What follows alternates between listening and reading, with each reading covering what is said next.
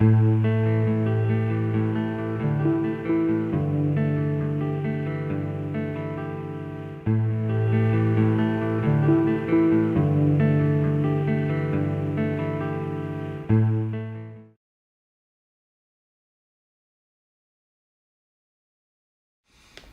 I think this seems very simple a question, but I think it's very basic and difficult a question to answer.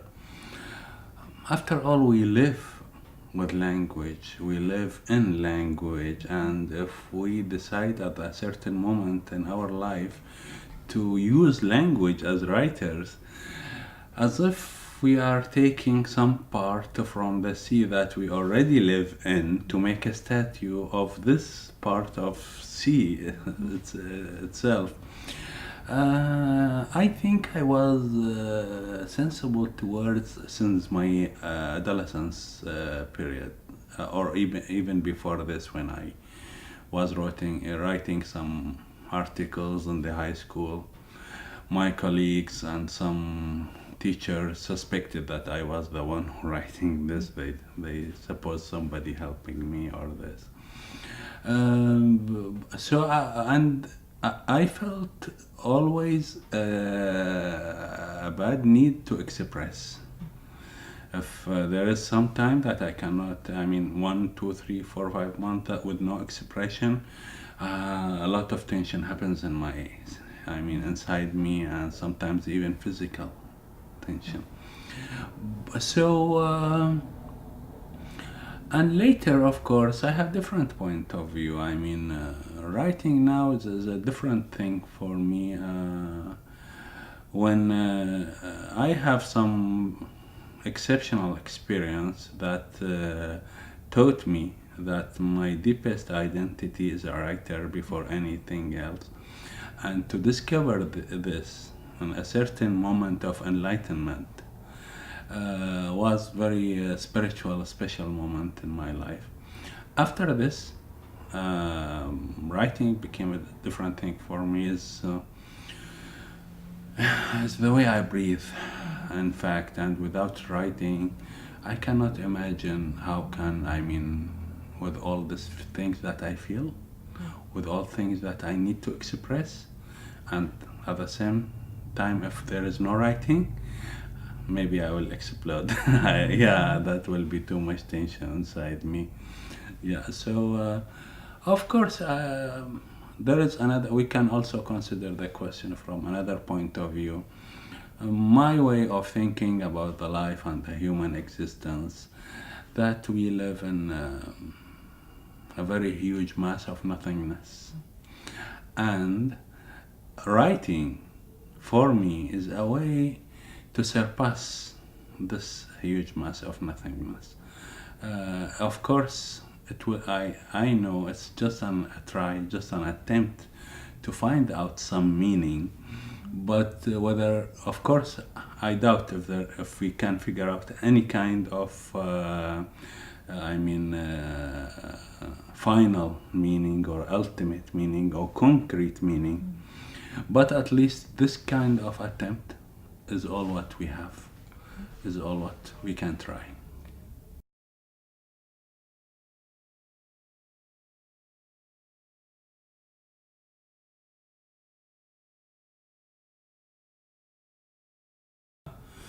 In fact, I worked for many years, I think for around 20 years as an architect.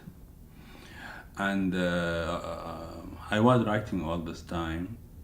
And later I turned to media. I worked in TV, and then now I'm working in radio. Uh, when I was working like an architect, as an architect, it took, I mean, the major portion of my day. So really, I didn't have enough time to speculate things, to reorganize things, to organize the furniture inside my soul.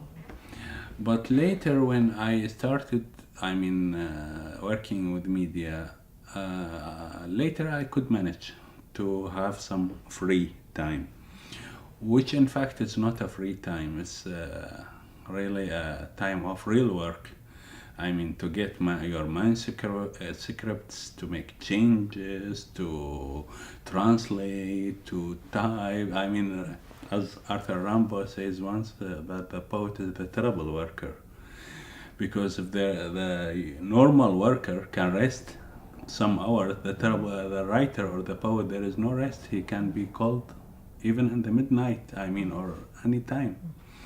So, and of course, after the removal of dictatorship, I could publish much more freely. So having more time and the freedom of publishing make me could publish in the last 5 years almost one book yearly.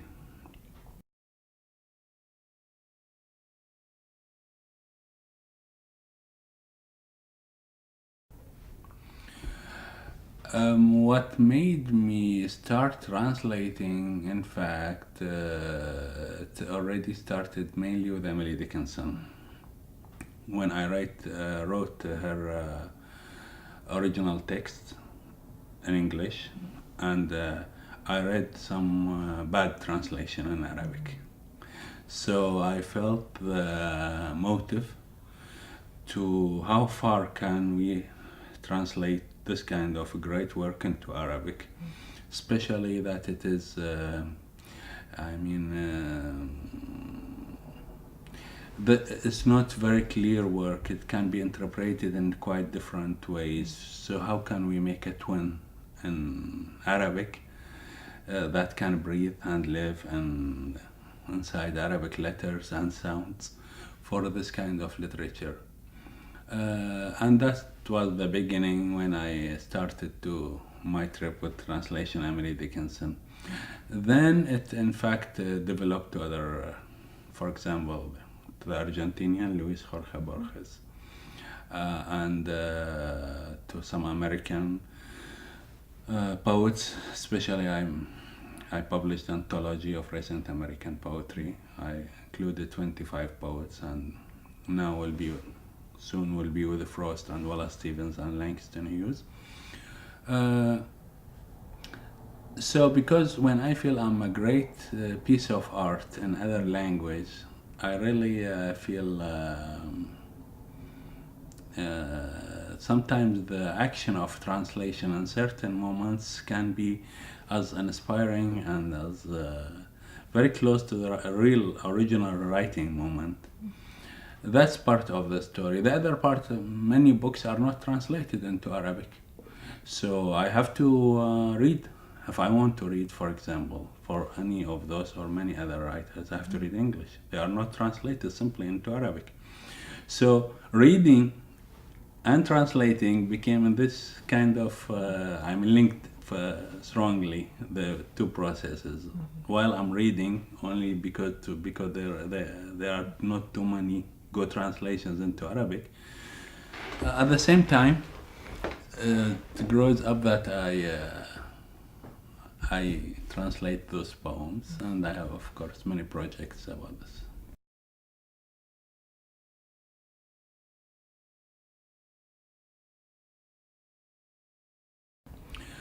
So far, no. It was only me, that I translate my work into English, and of course, this is the thing that translating, of course, from English to Arabic much more easier to me in the other direction, because the roots and the echoes and the history of each word is quite different. I mean, the structure of the sentence. So I can translate roughly into English, but I need this editing. Only lately, when I came to the IWP, I had the good opportunity to start working with Chris Merrill about editing my translations.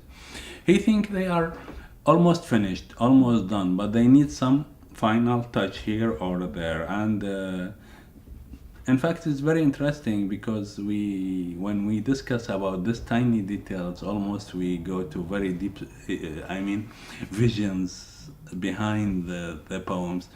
It's very interesting, and this is my in fact project now, to continue translating my last poetry collection and to keep contacting with Chris about editing it, and I hope that at last I will have something in English.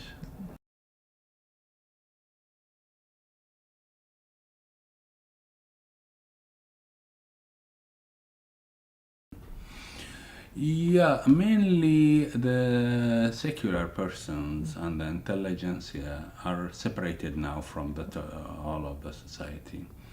Their role is very tiny or minor, and this kind of huge tension, political tension about among major parties, religious parties and sectarian parties.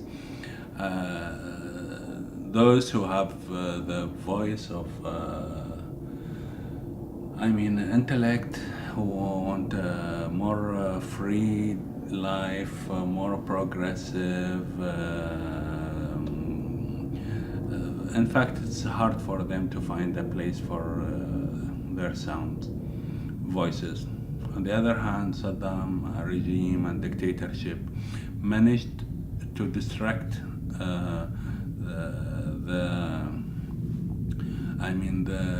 the intention to about culture in the new generation. The new generation almost doesn't read. So writing and whatever kind of writing and any other cultural activity, it's very difficult to contact the society. No. It's almost separated and for some kind of elite, and sometimes writers even they only read for each other. This is major problem. But on the other hand, we continue writing, we continue making our weekly activities. We are, of course, some writers can be involved more in politics. Some other writers can focus on aesthetic issues. But generally now, maybe what's happening now in all the Arab world will change the image, which will change the situation. And when there is there will be more freedom of expression and more interest in culture, that make the writers, more influential maybe in their societies.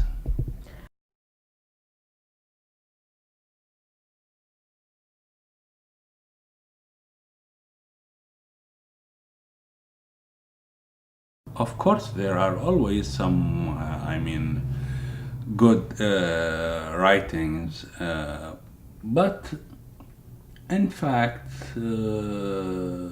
for me, I have some certain, standards that about what good writing and what is great writing. And there is a difference. So for me, in fact, I mainly read international literature because I find there the depths that they are not common in Arab literature. The combination of emotional and intellectual, the combination of high aesthetic values and deep way of thinking. It's hard to find this sometimes, most of the time in Arab culture, not only in Iraqi culture. So because I have this kind of inclination, I mainly read for international writers who can manage those both things at the same time. But I think, yeah, there are some experiments, and there are some writers that should be, they should be translated to the other world. And of course, we know many people might have an idea about Iraq only from political point of view, especially after 2003 and all what happened. But very few, maybe, person know really the heartbeat of the Iraqi society through literature.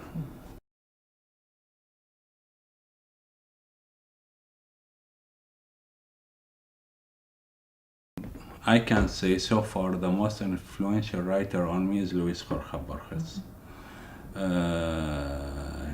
After reading his pieces, not only my sense of beauty is affected, but sometimes after enough time, even the way I look to things can be changed. When I translated the American poetry, recent American poetry, I was, astonished by the variety of high quality voices. I mean, there are a lot of variety, but each voice, each poet in his own way, in his own atmosphere, in his own, or her, of course, world, had reached some area of high quality writing. So, yeah, this is, another part. St. John Birch still for me is, the great poet in many aspects. The way he, especially his images, the way he put them together is something I think very unique. You can, if we talk about fiction, we can talk about Milan Kundera. I love too much the way that he shattered the regular time and the regular fiction, the narrative time. So he can shift between different levels of time so softly and with no effort almost. And I think only great writers can shift from very different topics suddenly with no effort, because they know how to link those things in the depth.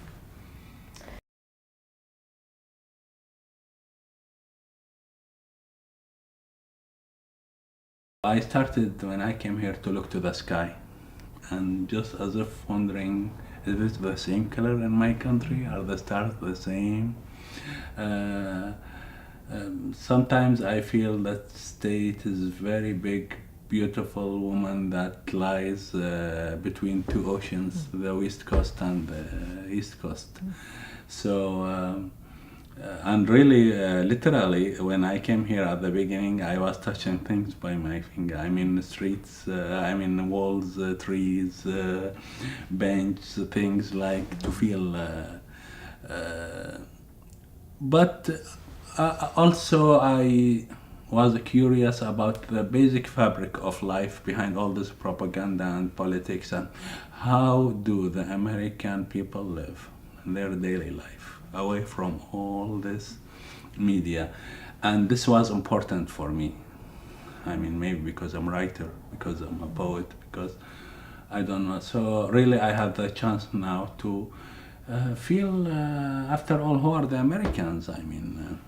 But for me, in fact, I'm this kind of person who can only spiritual moments can stick to his memory. And if I talk about spiritual moments, as I said before, on my birthday, which was when we were in Chicago, I went to the lake and I dipped my finger inside the water of the lake. This was my way of celebration of life and nature in this place. I wrote some lines on the sand. This for me can stick inside me much more, for years, this moment. Also, when we passed by the Mississippi, it was very special moment. In fact, I washed my face and washed my hair by the water of Mississippi, which I only read about, but now I could touch it. I will not forget those moments. When I touched the water of the Mississippi, I felt all the centuries of civilization, all the effort to make the American culture, this as again the basic fabric of life that continue through days and years and centuries. I have, but mainly I was here, I opened the windows for my perceptual reception. In those 2 months, I was mainly collecting data. Yeah, images, visions. I think they will show up sooner or later in my writing, but I don't know when exactly. But I feel now I'm perceptually rich. I have a lot of perceptual data, and but I don't know when they will show up. When I came here, the basic intellectual state of mine was the comparisons. I couldn't help making comparisons all the time about every detail. And I think when I will go back, I will keep comparing things all the time. That enriched, I think, this trip enriched my sense about many things, especially that I'm always try to put the local inside the universal, the temporary inside the eternal. And now, since I have could touch the fabric of the American life, I feel that will sooner or later will make some radical changes in my perception about many things, which at last show up in writing.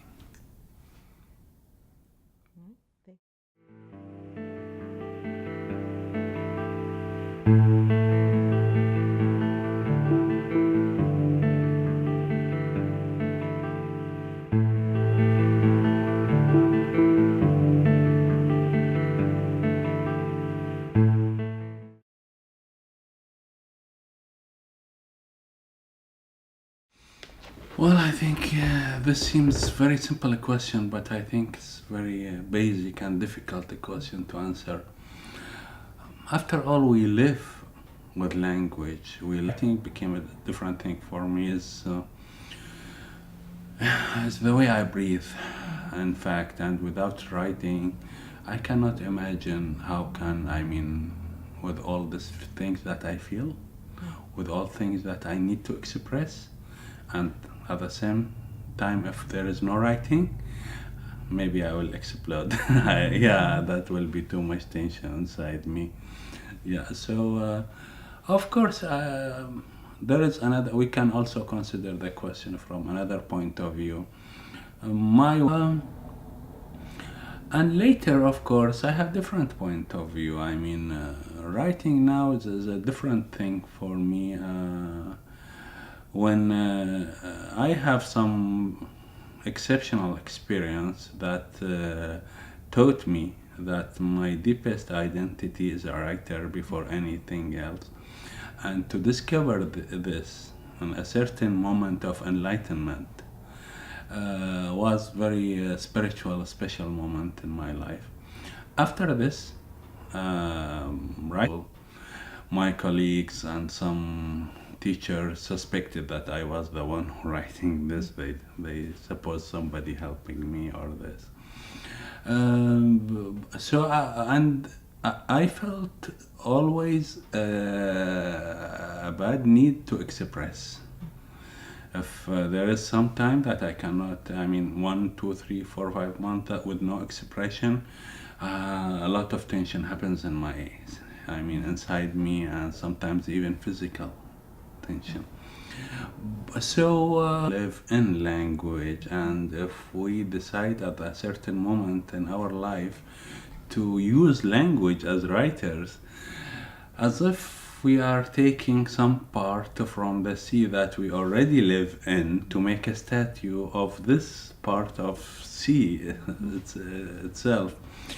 I think I was sensible towards since my adolescence period, or even before this, when I was writing some articles in the high school.